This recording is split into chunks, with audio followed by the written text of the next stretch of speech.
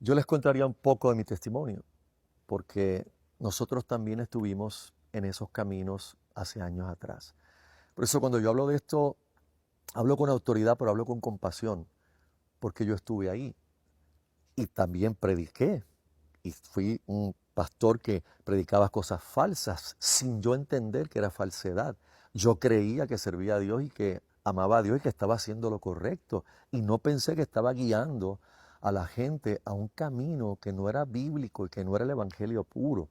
Por lo tanto, yo le diría a ellos que reflexionen, que vayan a la escritura, que sean como los creyentes de Berea, que comparen cada día con la escritura lo que están oyendo y que se arrepientan de ese camino y huyan de estas personas. Ahí no se puede ir con paños tibios, ahí hay que correr, hay que huir, porque este evangelio falso representa un gran magnetismo, una gran fuerza. Mucha gente una vez que está ahí dentro están ciegos y se requiere la gracia soberana de Dios, la acción del Espíritu Santo realmente para alumbrar el corazón de ellos. ¿Cómo definiría el Evangelio de la prosperidad? No hay otra manera de definirlo que no sea decir que es un falso evangelio. Lamentablemente, un falso evangelio que se funda en Estados Unidos y que tristemente se ha convertido en la cara o el referente de la cristiandad en el mundo. Muchísima gente piensa que ese es el referente de lo que es ser un cristiano porque se ha popularizado en todos los continentes. Yo te diría más, casi cada denominación cristiana de alguna u otra forma ha sido inoculada con el falso evangelio de la prosperidad. ¿Qué consecuencias tiene el Evangelio de la prosperidad? Graves consecuencias. Entre ellas, una de las primeras que minimiza el evangelio de Jesucristo. El evangelio de Cristo significa entrega, significa rendirse, significa negarse a uno mismo para seguir a Jesús, tomar la cruz. Y en el falso evangelio de la prosperidad se dice todo lo contrario, que tú vienes para que solamente Dios te bendiga, para que Dios te prospere, para que Dios te sane, para que Dios te dé bienestar por todas partes. Y claro, que nosotros sabemos que Dios bendice a su pueblo y que Dios causa bienestar en su pueblo, pero ese no es el propósito de la vida cristiana. La vida cristiana tiene un propósito más alto, que es ser discípulos del Señor Jesús y vivir una vida que agrade a Dios y vivirla para su gloria. Y este evangelio no solamente minimiza el evangelio, sino que imposibilita que un creyente busque la santidad. Fíjate que en este tipo de falsedad la gente viene y lo que es alimentado es su carne, es alimentado sus deseos carnales, lo que ellos quisieran que pase a tal grado que lo que se enseña es un tipo de fe que al final no es la fe bíblica, es un tipo de manipulación donde la gente piensa que la fe es una fuerza que actúa independientemente de Dios. O sea, que Dios tiene que hacer lo que yo le pida, lo que yo diga o lo que yo declare porque tengo fe. Si tengo fe, Él no puede negarme nada. Y obviamente cuando vamos a la Biblia, eso es totalmente contrario a la doctrina de la soberanía de Dios y de la voluntad de Dios para nuestra vida. ¿Cómo identificar las iglesias que predican el Evangelio de la prosperidad? Um, Obviamente van a tener un sermón, un mensaje que no confronta a la gente con la realidad del Evangelio. La predicación bíblica siempre va a confrontar al creyente y al no creyente que asista al templo, lo va a confrontar con la condición de su corazón, porque para Dios eso es lo más importante. En este falso evangelio, la gente lo que recibe es un sermón que trata de acariciar su oído, que lo que trata es de ser motivacional, trata de mostrarle a la gente una vida color de rosa, una vida donde todos tus sueños, todo lo que tú quieras, puedes pedírselo a Dios porque si tienes fe, Dios no te lo va a negar. Y obviamente lo vas a ver, no solamente eso, lo vas a ver en la forma en que ellos trabajan con el tema del dinero en la iglesia. O sea, eh, muchas de las cosas que se hacen son para recaudar dinero, son para que la gente ofrende, son para que la gente se mueva. Se usa la manipulación como una parte integral de los sermones, usando textos fuera de contexto. Porque si fuera que solamente son sus palabras, pero usan la palabra de Dios, sacándola de contexto y hacen creer a la gente que eso es lo que dice la palabra de Dios. Te doy un ejemplo. Primera de Juan, la Biblia dice, amado, yo deseo que tú seas prosperado en todas las cosas y que tengas salud así como prospera tu alma. Ese es un saludo de la primera carta de Juan, que era un saludo muy común en la cultura en la que Juan está escribiendo. La palabra prosperar en la cultura hebrea implica que estemos bien delante de Dios en todas las áreas de nuestra vida, que tengamos la gracia y el favor de Dios. Pero Juan no estaba hablando de dinero cuando habló de la palabra prosperidad. Juan no se estaba refiriendo a salud como sencillamente que todas las enfermedades que tengamos se desaparecieran. Le estaba dando un saludo a quien le dirige la carta, deseándole que Dios le bendijera, pero dice, así como prospera tu alma. O sea, Juan estaba centrando que lo primero y más importante era la salvación de esa persona, el bienestar espiritual de esa persona, y que entonces le deseaba que todas las demás cosas prosperaran como su alma prosperaba en el Señor. Eso se saca de contexto para entonces decirle a la gente que esa es la voluntad de Dios, a tal grado que si tú eres pobre o tú quiebras o tú tienes carencias en un área, tú estás en pecado. Hay algo que está mal contigo. Tu fe no funciona y eso no es bíblico para nada. Pastor, en Mateo capítulo 7, versículo 21 dice, no todo el que me dice Señor, Señor entrará en el reino de los cielos, sino el que hace la voluntad de mi Padre que está en los cielos. Muchos me dirán en aquel día, Señor, Señor, no profetizamos en tu nombre, y en tu nombre echamos fuera demonios, y en tu nombre hicimos muchos milagros, y entonces les declararé, nunca os conocí, apartaos de mí, hacedores de maldad. Este versículo de la Biblia tiene que ver con estos falsos maestros. Definitivo. El contexto de Mateo capítulo 7 son los falsos profetas y ese es uno de los versos más escalofriantes de la Biblia. O sea, tengo que decir que es un verso muy solemne y aun cuando los creyentes lo leemos, pues nuestro corazón tiembla porque estamos viendo la posibilidad de que personas crean que sirven a Dios, que están en el Evangelio, pero realmente no están en un falso evangelio. Fíjate que el Señor les indica que en ese día ellos le dirán las cosas que hicieron en su nombre. Y si tú miras, algunas de esas cosas son propuestas en estos falsos evangelios hoy, porque no solamente es prosperidad, ahora hay una tendencia también a los milagros, a lo sobrenatural, a atraer a la gente prometiéndoles sanidades extraordinarias, prodigios, e inclusive en las últimas décadas lo que nunca pensábamos. Cosas sobrenaturales como diamantes que caen del cielo de repente, plumas de ave que son y que del Espíritu Santo, aceite que brota de alguna parte del templo. Todo eso se propone en este tipo de falso evangelio y nosotros sabemos que obviamente esto es contrario a la Escritura, es contrario a la palabra, y Jesús trajo una gran advertencia solemne. O sea, va a haber gente en ese día que estuvieron en medio de actividades que parecían que eran de Dios, pero Él nunca los conoció. Y esa es la clave, nunca los conocí. Ellos van a alegar, nosotros te conocemos porque mira lo que hicimos. Y Él va a decir, nunca los conocí. Lo triste es que ahí está hablando de los falsos profetas. A mí lo que más dolor me da son sus seguidores.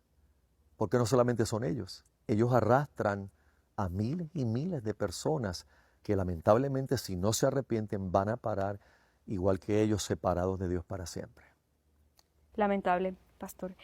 Si le menciono algunos nombres de celebridades cristianas, pastores, usted me deja saber entonces si son falsos o no. ¿Cómo no? Cash Luna. Falso maestro. Dante Hebel. Falso maestro. Yesenia Den. Falso maestro. Estos y otros más Muchos otros.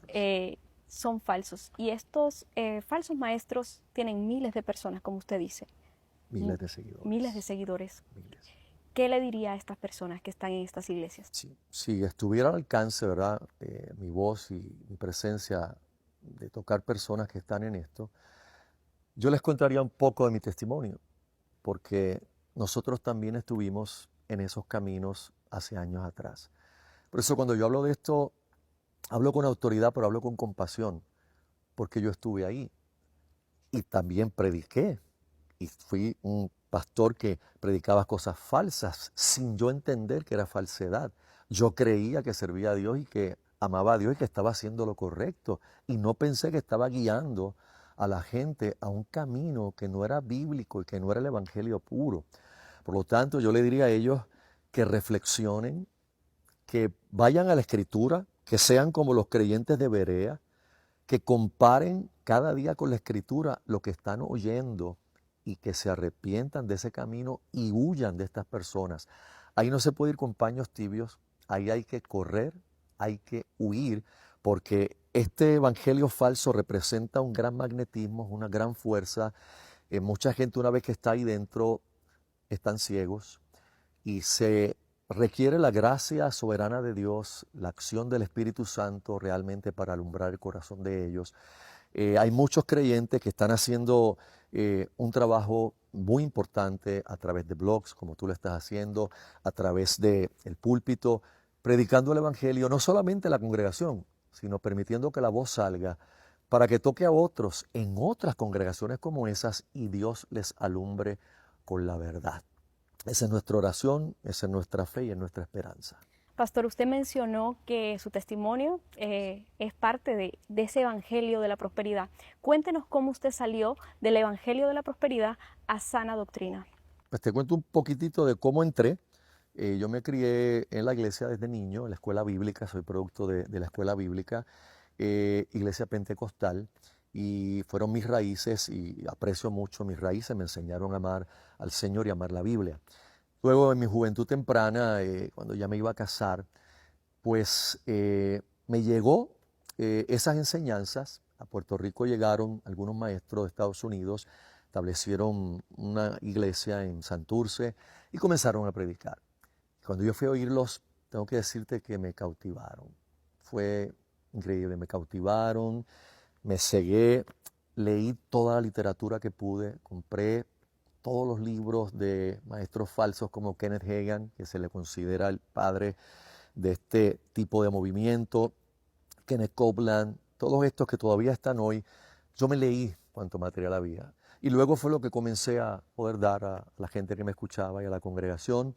La doctrina de la prosperidad, sanidad física era bien importante también en ese aspecto, en lo que predicábamos. La liberación demoníaca tomó un aspecto también no bíblico, fuimos a un extremo, la guerra espiritual. Son tantas doctrinas, pero llegó un momento que era el momento más crucial para nuestro ministerio en términos humanos.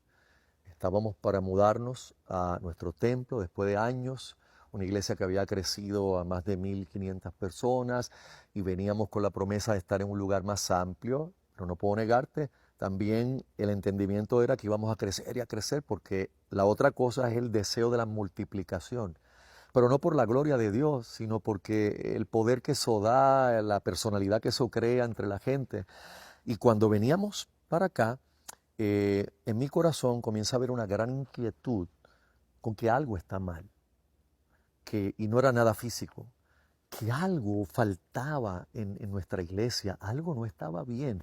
Hablé con alguna gente y me decían, pastor, pero si ya estamos para mudarnos, todo está perfecto. Eran años de vacas gordas en Puerto Rico, en Estados Unidos, las finanzas de la iglesia estaban súper bien, todo estaba bien. Los amigos pastores venían a pedirme consejo de cómo habíamos crecido la iglesia, que yo le diera los consejos de cómo hacerlo, a ese nivel. Y sin embargo yo seguía con esto. Yo pertenecía a una confraternidad pastoral en ese momento y me hicieron el director del área de Puerto Rico y me pidieron que yo llevara una de las sesiones en la conferencia que venía y me enviaron el material. Era una confraternidad norteamericana y ellos me enviaron un tema y el tema era la iglesia centrada en el Evangelio. Cuando ellos me envían este tema, para mí fue de muchísimo impacto. La conferencia se da, dimos los talleres, las sesiones, la conferencia termina. Y ya los norteamericanos, como ellos suelen ser, ya ellos tenían el otro tema para el próximo año. Pero yo no pude salir de ese tema. Yo comencé a reflexionar, esto es lo que yo estoy sintiendo y experimentando que está mal con nosotros. Nosotros no estamos predicando realmente centralmente el Evangelio, ni lo tenemos centralmente en la iglesia. Me di a la tarea entonces de comenzar a reflexionar, a buscar, a indagar, a qué cristianos veo más centrados en el Evangelio. Empecé a encontrar denominadores comunes en las iglesias bíblicas, en las iglesias reformadas, en iglesias que tenían la palabra de Dios como lo primero en sus vidas, cristocéntricas, Cristo como la prioridad en la predicación. Y en ese denominador común fue que explotó de repente lo lejos que estábamos del evangelio puro, cómo nos habíamos contaminado. Eso fue como una avalancha. Y ahora la pregunta era, ¿qué hago? Nosotros vamos a un templo nuevo, ese templo incluye una hipoteca grandísima. Ningún pastor quiere menguar la congregación cuando va así a lo que veníamos acá. Pero no era algo mío, no era humano. Como no era humano, Dios no cesó en su empeño, lo comuniqué al resto de los ancianos y ahí comenzó hace cerca de 10 años la reforma en nuestra iglesia. Sin importar las consecuencias, el Señor nos guió. Yo no puedo darme crédito de la valentía la dio el Espíritu, la dio la gracia de Dios. Y continuamos enseñando el Evangelio y luego lo más difícil, tomar la doctrina y llevarla a la eclesiología. Una cosa es proclamar doctrina y otra cosa es decir, ahora la doctrina tiene que cambiar la iglesia, cómo la iglesia hace las cosas. Y fuimos a examinar qué de lo que hacemos es bíblico, qué de lo que hacemos no es. Y fuimos punto por punto, doctrina por doctrina, ministerio por ministerio, y obviamente eso explotó en una gran bomba, donde mucha gente entonces decidió salir de la congregación porque entendían que ellos necesitaban esas cosas que nosotros estábamos eliminando. Fueron a buscarla en otros lugares y Dios nos dio la gracia, el denuedo de permanecer firmes sin importar si menguaba. Inclusive llegará un momento donde pensamos, si no podemos quedarnos aquí, pues vendemos esto y nos vamos a un lugar más pequeño, pero vuelta atrás no había, porque una vez que Dios te muestra la claridad del Evangelio, ir atrás ya sería con graves consecuencias para tu alma inclusive. Así que eso es cortito el testimonio. ¿Cuántas personas, cuántos miembros perdió cuando...? Pues la mitad. Cuando vinimos aquí había una asistencia dominical de más o menos 1.500, 1.600 personas. Hoy día estamos en las 700 personas como miembros y como 600 a 580 congregándose cada domingo fielmente. Así que la mitad o un poquito más de la mitad, eso incluye obviamente los niños y las familias completas, pero es un impacto trascendental. O sea, para una iglesia es un impacto muy fuerte y la gracia de Dios ha permitido que por 10 años hasta el día de hoy a nosotros no nos ha faltado nada. Hemos podido cumplir las obligaciones de nuestro préstamo, las obligaciones de la iglesia, el mantenimiento de un edificio de este tamaño, que también en Puerto Rico, sabes que los costos son muy altos, y no ha faltado nada, y hemos podido mantener nuestro compromiso con misioneros y familias misioneras que apoyamos en distintas partes del mundo, y nunca hemos tenido que decir ni $1 te quito, mejor lo quitamos de otra parte que quitárselo a ellos. Y pues eso puedo dar como testimonio de la gracia de Dios. ¿Cómo identificar entonces una sana doctrina, una iglesia de sana doctrina? Una de las primeras cosas en una iglesia de sana doctrina es que la predicación de la palabra debe ser expositiva. En los falsos evangelios siempre se predica temáticamente, o sea, la persona, el maestro, busca un tema y lo acomoda, o sea, hace que la Biblia se acomode a lo que quiere decir. Pues yo quiero predicar, por ejemplo, de prosperidad, pues vamos a buscar Primera de Juan, vamos a buscar por aquí un salmo, vamos a buscar la historia de Abraham, que Dios lo hizo riquísimo en su tiempo, y con esos versos que están fuera del contexto gramatical, literal e histórico, yo los marroneo en un buen lenguaje boricua y los hago que encajen en lo que yo quiero decir. Así se hace en esos círculos. En los círculos bíblicos, las iglesias bíblicas, tomamos la palabra de Dios y la predicamos expositivamente. O sea, tomamos un libro de la Biblia y lo vamos a predicar de principio a fin, pasaje por pasaje, respetando el contexto literario, el contexto lingüístico, el contexto gramatical e histórico, preguntándonos qué le quiso decir Dios a la primera audiencia y luego viendo qué nos quiere decir a nosotros hoy día. Esa es una de las primeras señales para identificar, ¿están predicando la Biblia en este lugar? ¿Están respetando la palabra de Dios o están predicando lo que ellos quieren oír? Eso es una de las principales cosas que debemos buscar. Segunda, ¿cómo se gobierna la iglesia? Una iglesia bíblica debe tener una eclesiología sana. La Biblia nunca ha tenido en mente el gobierno de un solo pastor, el gobierno de un monarca. Pablo siempre que envió a sus discípulos a establecer ancianos, era pluralmente. Mandaba a Timoteo, ve a tal lugar y establece ancianos, ve a tal iglesia y establece ancianos. ¿Por qué? Porque en la multitud de consejeros está la sabiduría y porque la realidad es que un ministerio plural es necesario en una iglesia. Ningún hombre solo debe regir la iglesia en todo término económico, doctrinal, disciplinario, sino que debe ser un grupo de hombres llamados por Dios para este oficio. Eso es bien importante y no lo vas a encontrar en la mayoría de las iglesias que proponen un falso evangelio porque ellos quieren ser monarcas, ellos quieren reinar en toda decisión de la iglesia. ¿Todavía existen apóstoles? Bien, bíblicamente no existen apóstoles ni tampoco existen profetas en el sentido bíblico.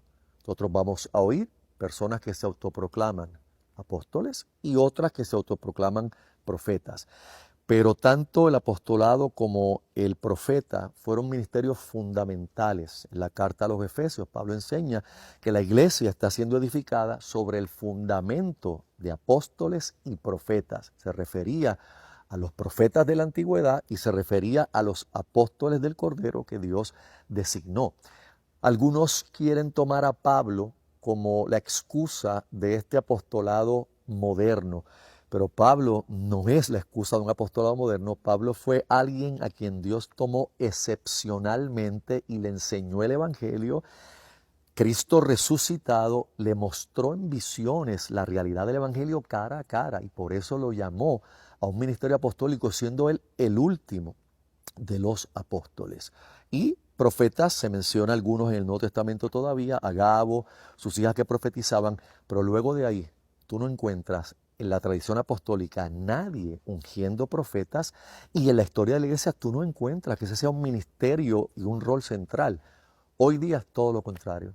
Hoy día la iglesia se ha denominado una iglesia apostólica, no en el sentido bíblico, sino en que todavía ungen profetas y apóstoles y que dirigen la iglesia. Y tal es la confusión que ahora indican que los apóstoles están sobre los pastores, es como una jerarquía, entonces los apóstoles son más importantes. Y para colmo, ya el apostolado no basta y ahora a mí me ha llegado información de que en algunas repúblicas latinoamericanas ya no basta ser apóstol, ahora hay otros títulos, uno que se llama querubín y cosas como esa, y yo me pregunto hasta dónde vamos a llegar con este tipo de falsedad. Pastor, en Puerto Rico, la gran mayoría de las personas creen conocer a Dios. ¿Cuál es el reto para la iglesia? La iglesia cristiana, nosotros tenemos un reto enorme.